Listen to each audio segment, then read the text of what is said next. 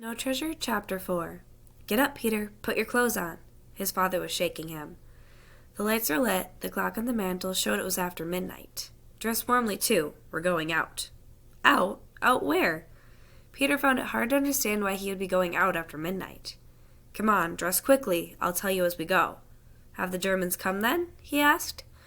No, of course not. It was only that idea of Uncle Victor's. Oh, you mean the Defense Club? Peter guessed. Defense Club? His father seemed to have forgotten about that, although Peter had told him that very afternoon. Yes, we formed the Defense Club. Every boy and girl in school is supposed to take orders from me. I'm the president. Peter, will you hurry? We've no time to talk about things like that. I've come a long distance to get you because we've just had word that the time is getting very short. Peter remembered that his father had gone out after supper that night, as he had one other night, in haste and clearly troubled. Now he had come back for him, Peter. They strapped on their skis at the door in the light from the house. Aren't you going to take your flashlight, Father? I have it here, but I won't use it unless I have to. Spies, Father? We can't be too careful. The success of what we're doing depends on secrecy. His father had lowered his voice, inviting caution, and Peter spoke softly in reply. Are any of the others from school coming? Will Michael be there? No, Peter, only you. Why is that, Father? You were appointed head of the Defense Club, you were just telling me. So his father had understood after all. It will be up to you to lead the others where we're going. That's why I'm taking you tonight. Peter's face was grave if there had been anyone to see it in the dark of the deserted town. So I want you to watch where we're going and remember how to get back if you have to. Later tonight, you'll be taken to a certain part of the woods. I want you to know just where it is and how to get there without me or anyone else showing you. Yes, Father, I'll watch. I think I can remember. I know you can, Peter. You have spent a lot of your life in the woods. I'm counting on your wood sense to help. They were now outside the town. The trail led north to Rabbit Mountain. In the dark, Peter could see little of the track on which his skis slipped, but the hard tread told him it was a well-traveled path. They climbed with the aid of their poles, and now and again would dig their runners into the hard snowbanks to walk up steps sideways. But Peter and his father were well used to this kind of travel. They could talk as easily as if they were strolling in the town square. What did Uncle Peter mean about us going on our sleds to the Snake? It was his first real chance to ask his father about the thing that was uppermost in his thoughts. Well, it's like this, Peter. There's a good deal of gold in Norway, more than we'd like to have fall into the hands of an enemy, especially one that might use it to make war on us. So we've decided to guard it with our lives. It isn't the gold itself so much. It's the fact that it may be used to bring death to the very people to whom it belongs.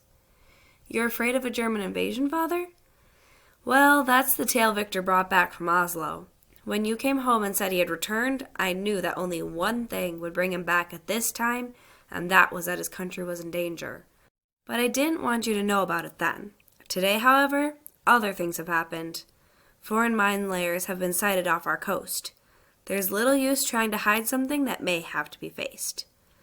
They're building air raid shelters all over the south, Peter said. Yes, and they're taking other precautions too.